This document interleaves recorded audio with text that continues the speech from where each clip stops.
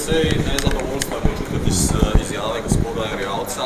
Kaj konkretno se je zdaj dogajalo na vladi? Imamo še vlado, kakšno so zdaj sklepi? Ja, imamo vlado do novih volitev in potem do formiranja nove vlade. A je bilo danes na dnevnem redu to, da vlada predčasno konča mandat? Danes je bila redna seja vlade, vse točke, ki bi bile drugače včeraj, so bile danes obravnavane. Zakaj je bila sklicana seja? To pa ne vem prej. To ni nič pojasnilo. Skratka, ministri bodo normalno delovali naprej. Ne vem, kar danes, jaz sem pričakoval, da bo tudi vse kakšna informacija, pogovor, jaz sem celo predlagal za koalicijo, da vidimo, kaj se ta teden dogajalo, vendar ni bilo želje potem, tako da verjetno bo predsednik vlade več pojasnil. A kaj na javni sektor sprejetega? Vseh zadevah, ki so se zgodile ta teden, danes se torej niste pogovarjali? Ta teden je bilo kar nekaj pomembnih zadev, stavka, ki po mojem ni bila potrebna, ker vsi v Sloveniji razumemo, kaj pomeni znanja. Narod, ki je tako majhen, kot je naš, bo preživel pa se razvijal samo, če bomo nadpovprečno izobraženi. To pa pomeni, da tudi šolstvo mora imeti takšen položaj. Saj samo v bistvu šolniki, ki delajo za dušo in srcem in ne razumejo, da so cenjeni, bodo delali z neko večjo vnemo, ampak o tem ni bilo razprave o drugem tiru in tudi ne o današnji izreku odločbe Vrhovnega sodišča. In tudi ni bilo razprave o novih... točke dnevnega reda in čisto nič drugega. Tako je. Tudi ne tega, kar je koalicija potrdila v ponedeljek za pogajanja s sindikati. Tako je. S čim vas lahko predsednik vlade preseneti zdaj v sebi? Smo vsi presenečeni. Ja, ali bo se ražal danes sindikati? Pa bo razgledati, ne se povedati. Tak izjavo. Ne, hvala. Vse normalno, ali so izredne razmere? Sam snemi. Ministrica, lahko eno kratko izjavo, kaj še imamo vlado? Čakoli govora na seji o današnji sodbi Vrhovnega sodišča? Ne, ni bilo govora. O čem pa ste potem danes govorili sploh na seji vlade? Normalna redna seja? Normalna redna seja. Kaj bo sporočil predsednik vlade? Glejte, to boste pa slišali.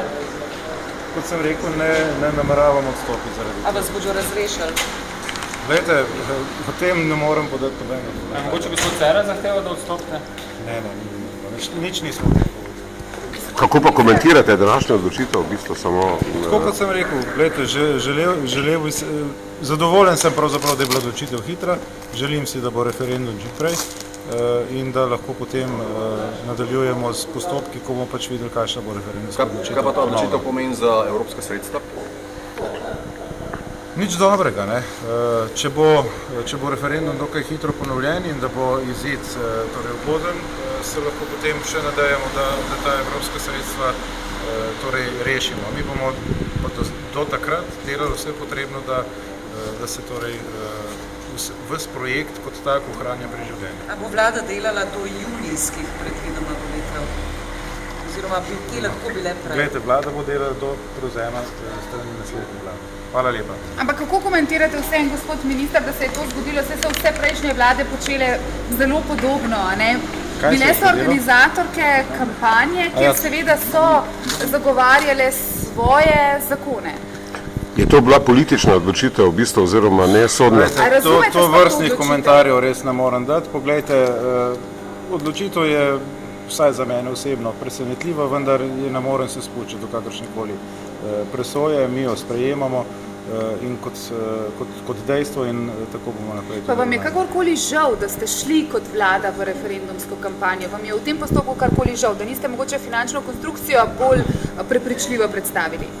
Poglejte, mi smo morali to predstaviti, saj vlada konec koncev sprejela zakon, za katerega je seveda smo bili prepričani, da je pravilen, potreben za to, da se projekt lahko izvede in te argumente smo torej v referendumski kampanji tudi zagovarjali.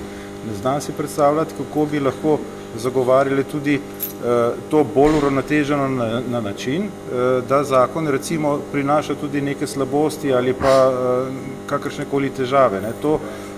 To vrstno uravnoteževanje stališča ali vidikov si seveda lahko predstavljamo v primerih, ko vlada predlaga nek referendum v odločanje neke zadeve, ko je treba potem to res tehtati, ko vlada recimo sama niti ne ve, na katero stran bi odločitev sprejemala. V primerih, ko pa je bilo kot sedaj, ko smo bili, bom rekel, z referendumom soočeni, ko se nekdo za odločitvijo vlade ni strinjal, pa ne vem, kako naj bi vlada lahko zagovarjala stališča nekoga, ki se z odločitvijo vlade ni strinjal. Ampak predsednik vlade vam v nobenem na današnji seji ni povedal, kaj namerava zdaj ob 10. povedati javnosti. Ne, gledajte, to je pa seveda njegova odločitev. On je rekel, da bo podal svoje mnenje glede odločitve. Bomo deležni kakšnega velikega presenečenja ob 10. Ne morem nobenih tovrstnih. O čem pa ste se pogovarjali na vladi? Vlade.